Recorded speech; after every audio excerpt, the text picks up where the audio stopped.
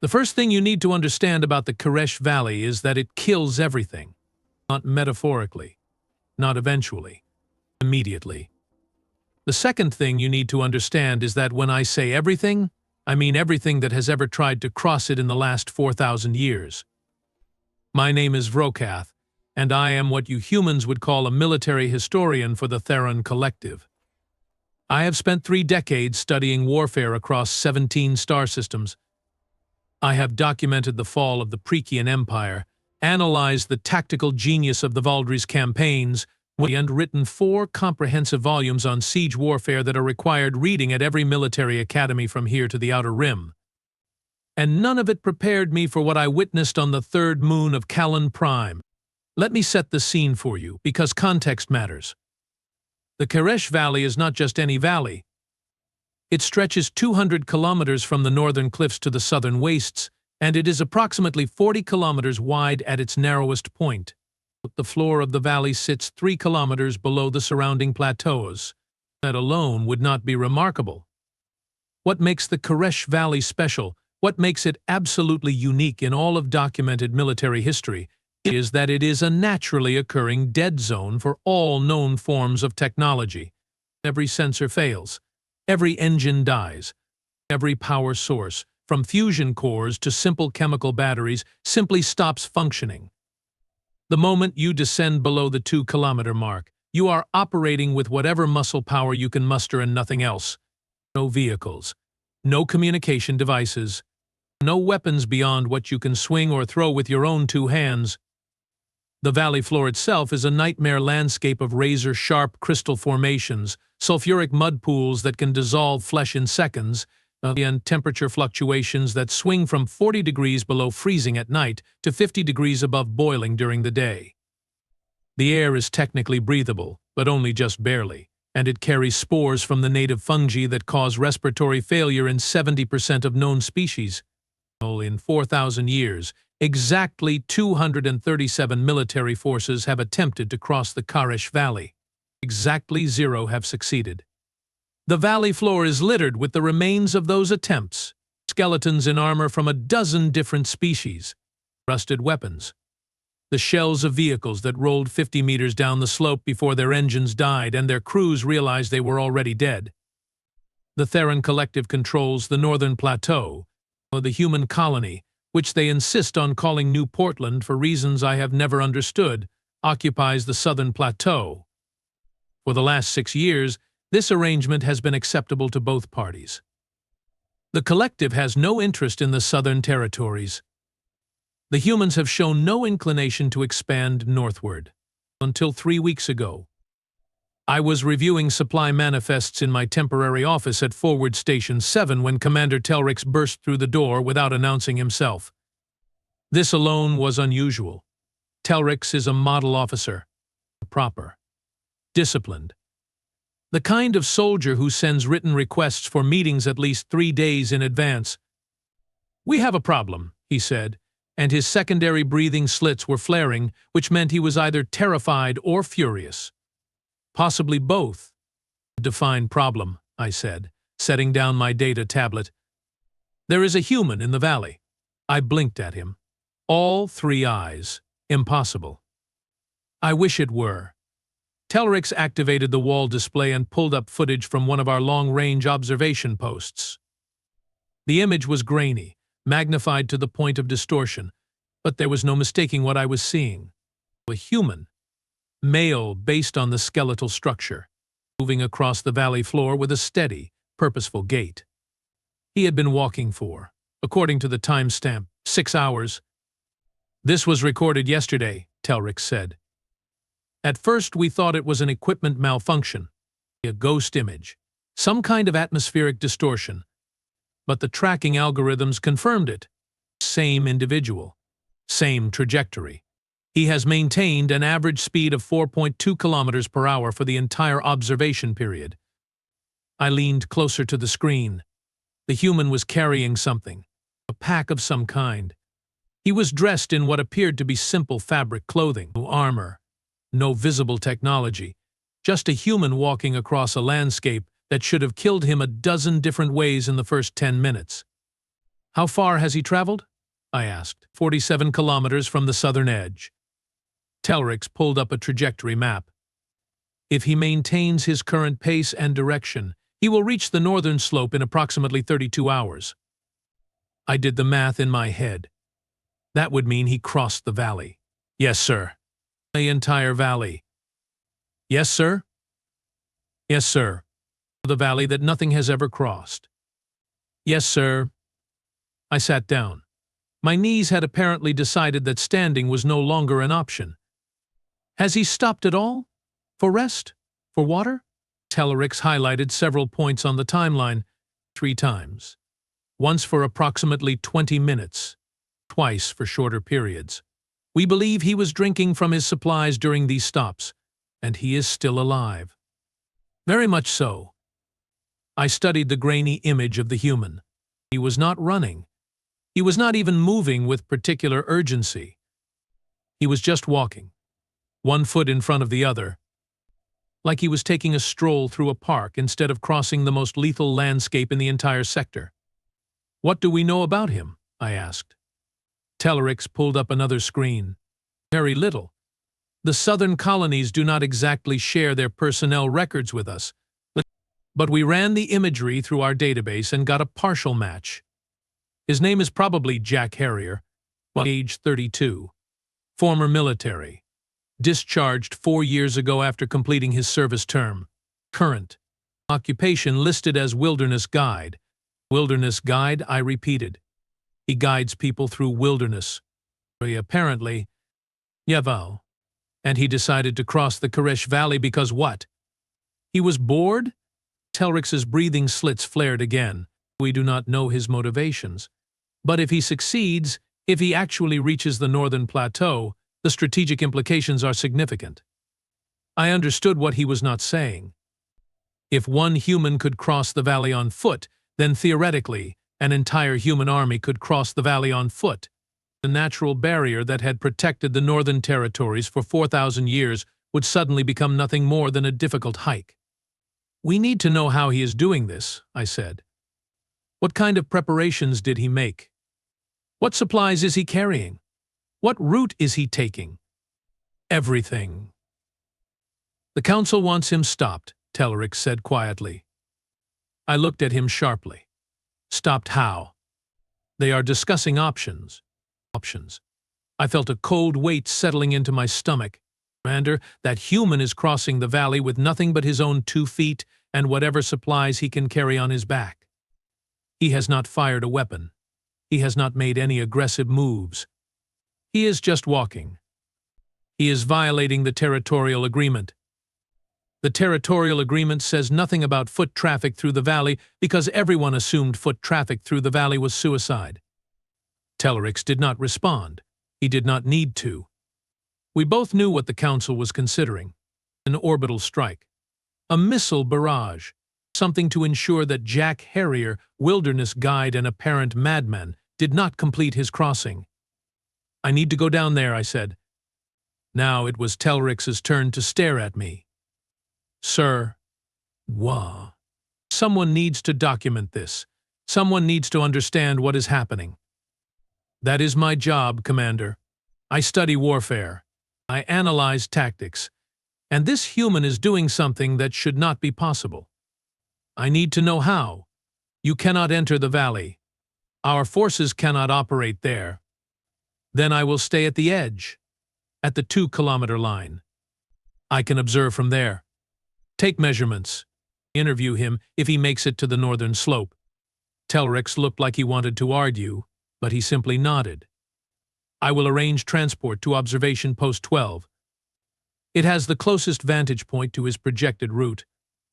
6 hours later, I was standing at the rim of the Karesh Valley, staring down into a hell that had swallowed armies and wondering what kind of human decides that walking through it sounds like a reasonable idea. The air temperature at the rim was a comfortable 18 degrees, 40 meters below me. According to the sensors, it was already dropping toward freezing. The crystal formations jutting up from the valley floor caught the setting sun and threw it back in 1,000 different shades of red and orange and purple. It would have been beautiful if it were not so deadly. I set up my equipment at the observation post, long-range optical cameras, audio pickups, though I had no real hope they would function properly in the valley's interference field, a full environmental monitoring suite, everything I would need to document what I was witnessing. And then I waited. Jack Harrier appeared at 0600 hours the next morning. At first he was just a speck moving between the crystal formations, but as he drew closer I could make out more details. He was tall for a human, maybe 1.8 meters, lean build, dark hair that was probably brown or black under the layer of dust he had accumulated. His pack was military surplus, old style, the kind that relied on simple straps and buckles instead of powered assistance. He was limping slightly, favoring his left leg. I zoomed in further. His clothing was torn in several places. There were dark stains on his shirt that might have been blood. His face was sunburned and covered in small cuts. But his eyes were clear, focused. He was navigating the crystal maze with practiced efficiency, choosing his path carefully, testing his footing before committing his weight. He stopped at what I estimated was the 1 kilometer mark and pulled a water container from his pack. Simple plastic. No filtration system, no temperature regulation. He drank deeply, wiped his mouth with the back of his hand, and then just stood there for a moment, looking up at the northern rim, looking directly at me. I do not know if he could actually see me. The observation post was well camouflaged, but I felt the weight of his gaze anyway. And then he smiled. Not a big smile, just a small quirk of the lips, like he knew something I did not. Then he put the water back in his pack and started walking again. I activated my communication link. This is Vrokath at Observation Post 12. Subject has reached the 1 kilometer mark. He is continuing his advance. Estimated time to the northern slope is 4 hours. There was a long pause before Telrix responded. Copy that. The council has made their decision. And? Damned. They want him alive. If possible. They want to know how he did it. I felt something that might have been relief. I will attempt contact when he reaches the rim. Negative. A retrieval team is en route. They will handle the contact. Commander, with respect, sending a military team to grab him is probably not the best way to encourage cooperation. Those are the orders, sir. I closed the channel and went back to watching Jack Harrier cross the impossible valley. He moved like someone who had done this before. Not this exact route, obviously, but hard travel through hostile terrain. He avoided the mud pools. He gave the larger crystal formations a wide berth. When a section of ground looked unstable, he tested it with his walking stick before proceeding. The stick itself was interesting. Simple wood. Maybe 2 meters long, but he used it with the efficiency of someone who had been hiking for years. At 0900 hours, something went wrong. I saw it happen through my optical feed. Harrier stepped on what looked like solid ground. The crust gave way. He dropped hip deep into one of the sulfuric mud pools. I leaned forward, heart hammering. If he went under, if he got the stuff on his skin, it would burn through to the bone in minutes. But Harrier did not panic. He immediately threw his weight backward, using his pack as a counterbalance. His stick hit solid ground and he levered himself up, straining, muscles standing out in his neck and arms. For a moment I thought he was not going to make it. The mud was pulling at him, making horrible sucking sounds that I could hear even through the interference. Then he was out, rolling onto solid crystal, gasping. His left leg was smoking. The fabric of his pants had dissolved completely from mid-thigh to ankle. I reached for the communication link. The retrieval team needed to know. They could send a medical unit. But my hand stopped halfway to the controls. Harrier was already moving. He pulled off what was left of his boot and sock. His leg was red, blistered, but apparently functional.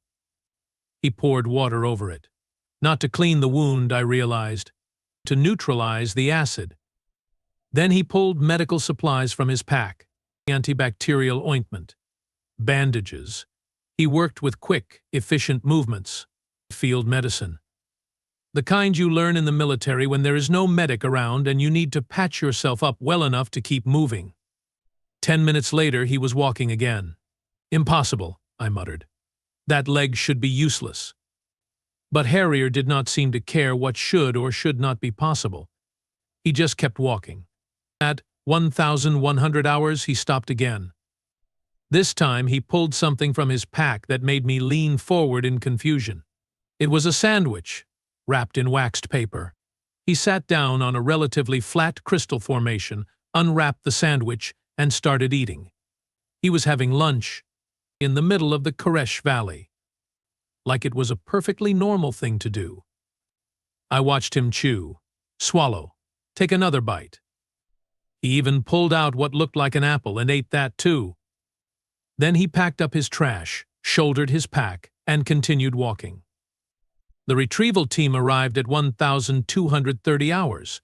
6 soldiers in full combat gear. They positioned themselves along the rim, weapons ready, waiting for Harrier to reach the slope. Sir, the team leader, a lieutenant named Vex, contacted me directly. What is the subject's current position? I checked the optical feed. 300 meters from the base of the northern slope. He should reach your position in approximately 45 minutes. Understood. What is his condition? Injured but mobile.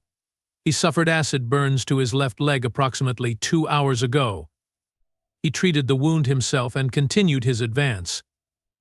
He treated it himself, Vex repeated, like he was not sure he had heard correctly. Correct. And he is still walking.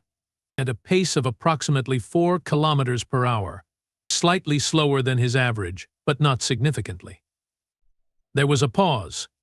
These humans are either the toughest species in the galaxy or the stupidest.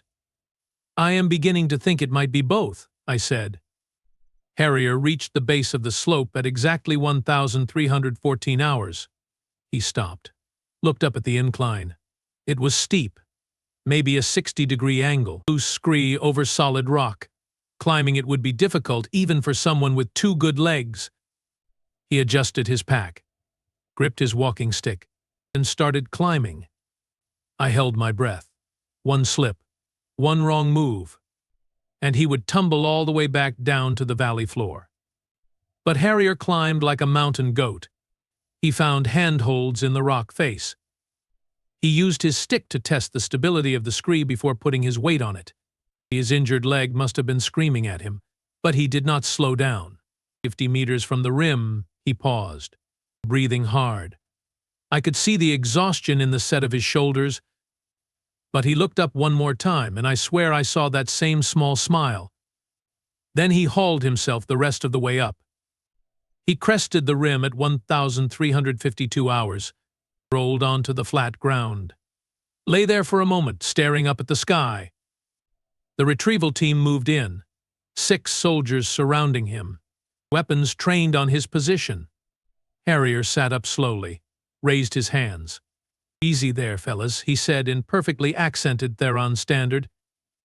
"I come in peace and all that." Vex stepped forward. "You are in violation of territorial boundaries. You will come with us for questioning." "Sure thing." Harrier climbed to his feet, winced, but stayed upright. "Though technically I do not think there is any law against walking through the valley. You might want to check with your legal department on that one." "How did you do it?" I found myself speaking before I realized I was going to. "How did you cross the valley?" Harrier looked past Vex. "Spotted me." That smile got a little bigger. I walked. "That is not an answer." "Sure it is. 1 foot in front of the other. Repeat until you get where you are going. The valley kills everything that enters it." "Well," Harrier said, brushing dust off his pants. "Not everything, apparently." Vex made a gesture and 2 soldiers moved to flank Harrier. "Take him to the holding facility. Full medical scan. I want to know what enhancements he has, what drugs he is using, how his equipment works." "No enhancements," Harrier said cheerfully. "No drugs, no special equipment. Just good old-fashioned human stubbornness and a really solid pair of boots." Well, 1.5 pairs now, I guess. They led him away. He went without resistance, still limping, still smiling that infuriating little smile. I started packing up my equipment, but my hands were shaking. In 30 years of studying warfare, I had never seen anything like what I had just witnessed. Harrier had done the impossible. And he had done it with such casual ease that it made 4,000 years of military history look like a joke. The question was why? Why cross the valley? What was on the northern plateau that was worth the risk? What was so important that a human wilderness guide would attempt something that had killed hundreds of military forces? I had a feeling that finding the answer to those questions was going to be significantly more difficult than watching Jack Harrier walk across the Karesh Valley. And I had a feeling that whatever the answer was, the Theron Collective was not going to like it very much. The holding facility was located 3 kilometers from the rim. A simple prefabricated structure that the Collective used for equipment storage and the occasional detention of smugglers who thought they could sneak contraband through our territory. It had 4 cells, a medical bay, and an interrogation room that had seen better days. I arrived 2 hours after they brought Harrier in. Commander Telrix met me at the entrance, and his breathing slits were doing that flaring thing again.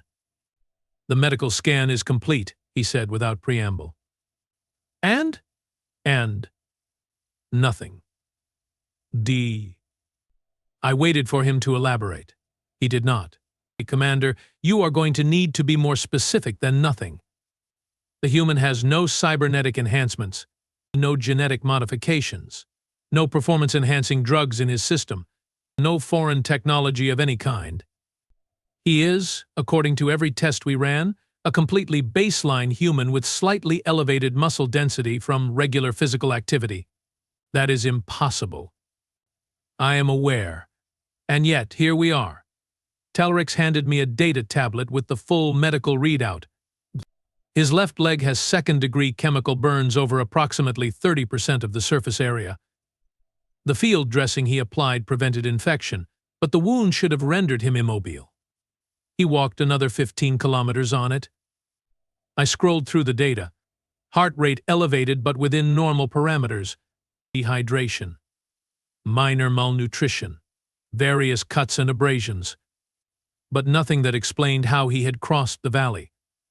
What about his equipment, his pack, standard wilderness gear, water purification tablets, dried food, medical supplies, a thermal blanket, a change of clothes, a compass, though it obviously did not function in the valley, and this. Telrix held up a small book, actual paper, bound in worn leather. What is it? A journal. Handwritten notes, mostly about hiking routes, weather patterns, terrain analysis. But the last entry is interesting. He opened the book to a marked page and read aloud. Day 3. "The valley is worse than I expected. Lost 1 boot to the sulfur pools. Leg hurts like hell. But the route is viable. Difficult, yes. Deadly if you are careless, absolutely. But viable. If I can cross it, anyone can cross it. That is the point. After all, they need to know it can be done." Telrix closed the book. "Who needs to know, Historian Vrokath? Who is he reporting to?" "I would very much like to ask him that myself. The Council has authorized formal interrogation. They want answers by tomorrow. Then let me talk to him first. Alone." Telrix looked skeptical. "You are a historian, not an interrogator." "Exactly. He will not see me as a threat. Soldiers make people defensive. Historians make them talkative. Trust me, Commander. I have conducted thousands of interviews with military personnel. I know how to get people to talk." He considered this for a moment, then nodded. 1 hour. If you do not get results, we do this the formal way." The interrogation room was exactly as depressing as I remembered. Gray walls, a metal table, 2 chairs, single light fixture that buzzed constantly. They had put Harrier in the chair facing away from the door. His hands were restrained in front of him with simple mechanical cuffs, no power source to fail. Just good old-fashioned metal and locks. He looked up when I entered. That smile was still there, smaller now, tired, but present. "The historian," he said. "I heard your voice at the rim. You are the one who has been watching me." For the last 20 hours, yes. I sat down across from him, set my data tablet on the table. "My name is Vrokath, Jack Harrier. But you already know that." "I do. What I do not know is why you crossed the valley." "Because it was there?" He said it like a question, like he was testing to see if I would accept such an absurdly simple answer. "Mount Kolvar was there," I said. "The tallest peak on your southern continent. You climbed it 3 times according to your public records. The West Wind Canyon was there. You guided 17 expeditions through it. The valley was not just there, Mr. Harrier. The valley was specifically, deliberately, lethally there. So I will ask again, why did you cross it?" He studied me for a long moment. Then he leaned back in his chair, metal scraping against concrete. "You ever been in a situation where everyone tells you something is impossible, and you just know they are wrong?" "Frequently. I am a historian. Half my job is correcting people who think they know what happened." That got an actual laugh out of him. Small but genuine. "Fair point. Okay, here is the thing. 6 months ago, the Collective issued a formal statement saying that the Karesh Valley represents an impassable natural barrier and that any attempt to militarize or cross it would be considered an act of war. You remember that?" I wrote the supporting documentation for that statement. "Then you know it was complete garbage." I felt my spines bristle. "Excuse me? Come on, Vrokath, you are a smart guy. You have studied this valley for years. You know its history. And that statement was pure intimidation tactics disguised as geographical fact. The valley is not impassable. It is just really, really hard. There is a difference. 237 military forces would disagree with you. 237 military forces tried to cross it with vehicles, with powered armor, with all their fancy technology. And yeah, that does not work. The valley kills technology. But it does not kill people. Not automatically. People can cross it if they are prepared, if they are careful, and if they are willing to accept that it is going to suck." I leaned forward. "So you decided to prove this by crossing it yourself?" "Yep. Why?" "Why?" "Because the Collective was using the valley as a threat, saying that the southern territories are trapped, that we cannot expand north, that we have to accept whatever terms you dictate because geography has you holding all the cards." His smile disappeared.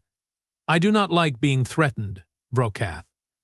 And I really do not like threats based on lies. It was not a lie. It was a strategic assessment. It was a bluff. And I called it." I sat back. "Processing. You crossed the valley to prove a point." "I crossed the valley to demonstrate that human colonists can access the northern plateau whenever they want.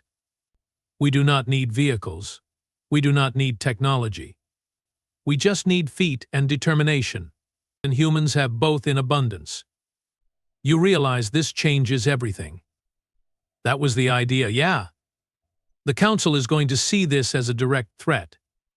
The Council was already threatening us. I just leveled the playing field." I wanted to argue with him, to explain that what he had done was reckless and dangerous and potentially catastrophic for interspecies relations. But I could not, because he was right. The valley was not impassable.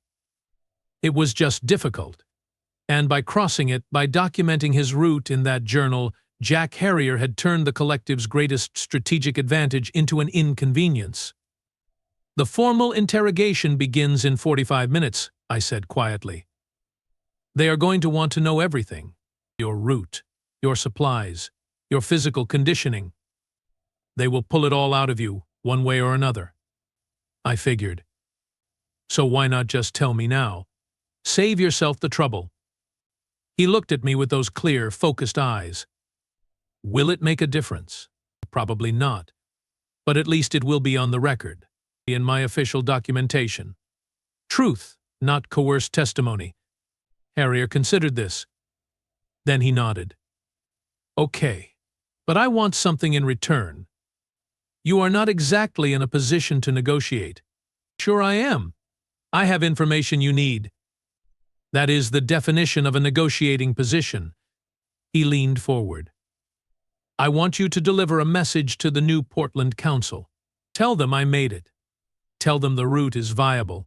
And tell them that if the collective tries anything at all, against the Southern Territories, there are 2,000 more people just like me ready to walk across that valley carrying whatever we need to carry.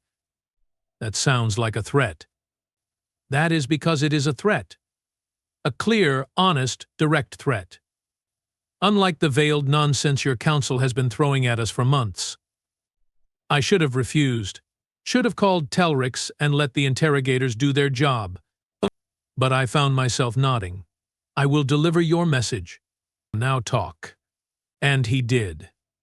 For the next 30 minutes, Jack Harrier explained exactly how he had crossed the Karesh Valley, the physical training, 6 months of endurance conditioning and high-altitude hiking, the equipment selection, everything chosen for durability and simplicity. Nothing electronic, nothing that required power, the route planning. He had studied historical records, geological surveys, even weather patterns. He had identified the safest path through the crystal formations, marked water sources, cataloged which mud pools were actually sulfuric and which were just unpleasant. The key is accepting that it is going to hurt, he said. The valley is not going to kill you if you are careful, but it is absolutely going to hurt. The temperature swings alone are brutal, and the air quality is terrible. You feel like you are breathing through a wet cloth the entire time. But pain is just information. It tells you where your limits are. It does not tell you to stop. What about the leg injury? Bad luck. I tested that ground. It looked solid. But sometimes things fail anyway. He shrugged, metal cuffs clinking. I had medical supplies. I had backup boots. I adapted. Most people would have turned back. Most people would never have started. That is what makes humans different, Vrokath. We are really stupid about giving up. There was a knock on the door. Telrix entered, followed by 2 interrogators I recognized from previous assignments. Both were trained in advanced questioning techniques. Both carried equipment designed to chemically encourage cooperation. Your hour is up, Historian, Telrix said. I stood, looked at Harrier one last time. For what it is worth, what you did was impressive. Appreciated. Though I am guessing your bosses do not agree. My bosses are politicians. They do not care about impressive. They care about strategic implications. Then they are going to hate what comes next. I paused at the door. What comes next? That smile came back, full force this time. You did not really think I was the only one, did you? My blood went cold. What are you talking about? Check your northern observation posts, Vrokath. Check them right now. Telrix was already moving, activating his communication link. All observation posts, report status. Priority alert. The responses came in rapid succession. Most reported normal operations. But Observation Post 7 had something different. Commander, we have visual confirmation of multiple contacts on the valley floor. Southern approach. Approximately 15 individuals. All appear to be human. All are proceeding north on foot. Observation Post 19. Multiple contacts confirmed here as well. At least 20 humans. They are spread out, maintaining intervals of approximately 100 meters between individuals. Observation Post 4. Sir, we count over 30 contacts from our position. They started appearing at dawn.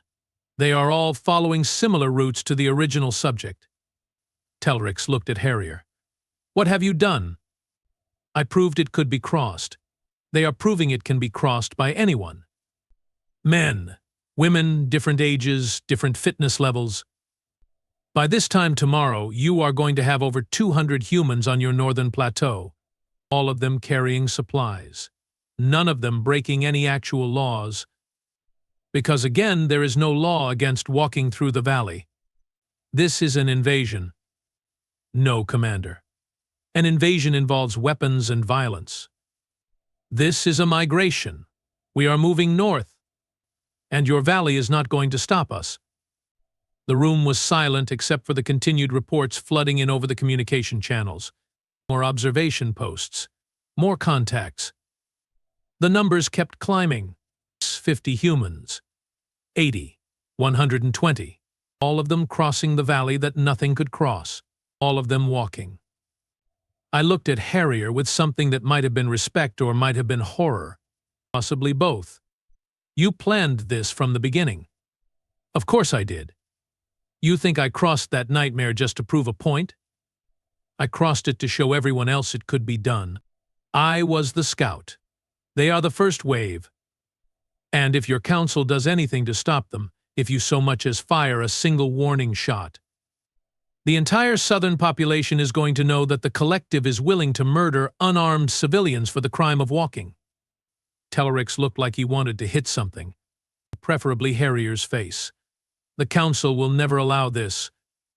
The council does not have a choice. You cannot stop us without looking like monsters. You cannot militarize the valley because your technology does not work there. And you cannot claim it is impassable anymore because we are currently passing it. Congratulations, Commander. You just lost your strategic advantage. This will mean war, only if you start one. We are not looking for conflict. We are looking for living space. The northern plateau has resources we need. It has land for expansion. And your territorial claims are based entirely on the assumption that we could not reach it. Well, surprise, we can reach it. We are reaching it right now. So you have two options. Option 1, you negotiate a new agreement that recognizes our right to access the northern territories. Option 2, you try to stop us and discover exactly how stubborn 2,000 humans can be when someone tells them they cannot do something. The communication link crackled again. Commander Telrix, the Council is demanding an immediate situation report. Telrix looked at me, then at Harrier, then at the communication link. When he spoke, his voice was carefully controlled. Tell the Council we have a diplomatic situation that requires immediate high-level negotiation. Tell them the strategic assessment of the Karesh Valley as an impassable barrier was incorrect. And tell them that if they want to avoid a full-scale incident, they need to start talking to the new Portland Council right now. He closed the channel, looked at Harrier with something that might have been grudging respect. You magnificent fool. Do you have any idea what you have started? Yep. I started the process of our species living as neighbors instead of strangers separated by a valley that was never as dangerous as you wanted us to believe. Harrier rattled his cuffs. So, are we negotiating, or are you going to kill a bunch of unarmed hikers and deal with the political fallout? Telrix did not answer. He just turned and walked out, already speaking rapidly into his communication link. I stayed. Looked at Jack Harrier, wilderness guide, professional problem solver, and apparently amateur diplomat. You know they are going to hate you for this. Both sides. The collective for forcing their hand. Your own people for starting something that could turn violent. Probably. But they will hate me in a future where humans and Therons are actually talking to each other instead of glaring across a valley neither of us could cross. I can live with that. What if it does turn violent? What if the Council decides to make an example? Then they make an example, and humanity learns that the collective cannot be negotiated with, and we plan accordingly. He leaned back. But I do not think it will come to that. You guys are smart. Practical. You understand strategic realities. And the reality is that fighting a war across the Karesh Valley is going to be an absolute nightmare for both sides. Nobody wins that fight. So we negotiate. You have a lot of faith in rational decision-making. I have a lot of faith in people not wanting to die horribly in a sulfuric mud pool. That is basically the same thing. I actually laughed, could not help it. This human had walked across the most dangerous terrain in the sector, triggered a potential diplomatic crisis, and was sitting in a detention cell making jokes about mud pools. You are either the bravest person I have ever met or the craziest. A little bit of both, probably. Comes with being human. The negotiations took 3 days. 3 very long, very tense days during which humans kept crossing the valley in a steady stream. By the end of the second day, over 400 had reached the northern plateau. The collective set up temporary camps for them, not out of hospitality, but because having several hundred humans wandering around without supervision seemed like a recipe for disaster. The New Portland Council sent their senior diplomats. The Theron Council grudgingly admitted that the situation required immediate resolution. Both sides brought lawyers, tactical advisors, and enough paperwork to fill a small library. I attended as an observer. Military historian documenting a conflict that never quite became a conflict. The final agreement was surprisingly reasonable. The Northern Territories would be opened to joint colonization. Human and Theron settlements could be established side by side. Resources would be shared according to a complex formula that both sides claimed was unfair but acceptable. And the Karesh Valley itself would be designated as neutral ground.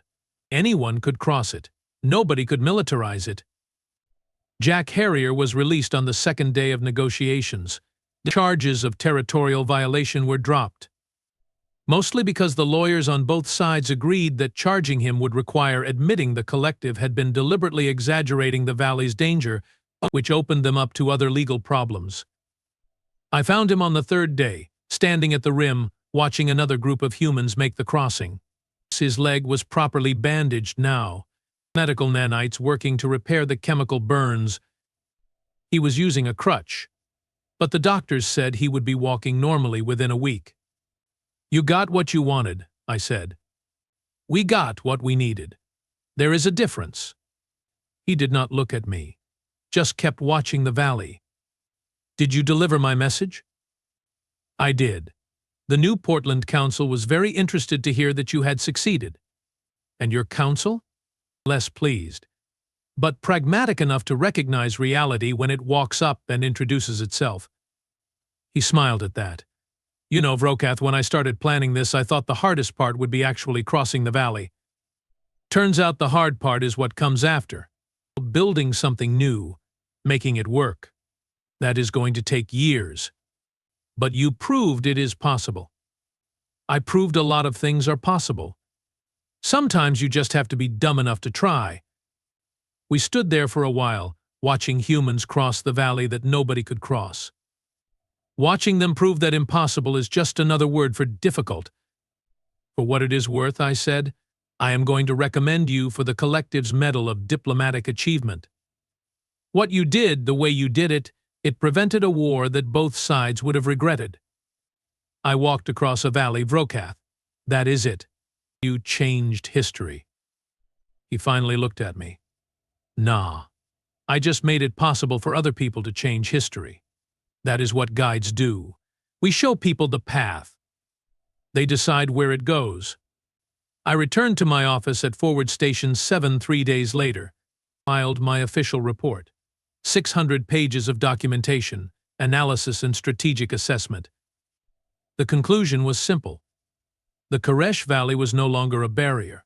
Human capability had been severely underestimated, and the future of the Northern Territories would be defined by cooperation rather than separation. But before I submitted the report, I added one final note, a personal observation that had nothing to do with military history and everything to do with what I had learned watching Jack Harrier cross the impassable valley. The note read, "Humanity possesses a unique quality that we have consistently failed to account for in our strategic planning. They do not accept limitations simply because they have always existed. They do not acknowledge impossible just because everyone says it is impossible. They test, they push, they try.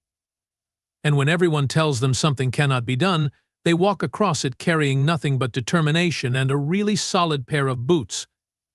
We would do well to remember this in all future dealings with the human species. They are not reasonable. They are not predictable. But they are, without question, unstoppable when they decide something needs to be done. And that makes them the most dangerous neighbors we could possibly have, or the best allies. The choice, thankfully, is ours to make. 6 months later, the first joint colony was established on the northern plateau. Humans and Therons working together, building something new. And Jack Harrier, the man who crossed the valley that nobody could cross, went back to guiding wilderness expeditions. Because apparently starting a diplomatic revolution was not nearly as interesting to him as showing people how to safely navigate dangerous terrain. I visited him once at his new office in Settlement North 7. I asked him if he had any regrets about what he started. He thought about it for a moment, then shook his head.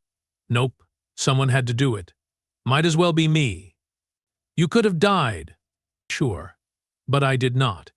And now 2 species are talking to each other instead of threatening each other. That seems like a pretty good trade. I could not argue with that logic, even if it was completely, absolutely, typically human in its reckless optimism. As I left his office, I saw a new sign on his wall. Simple text, no fancy graphics. It read, "They said no one could cross the valley." They were wrong. Want to learn how? Book your expedition today. I laughed all the way back to my transport. Humans. They are either going to save the galaxy or drive the rest of us completely insane. Possibly both. Probably both. And I would not have it any other way.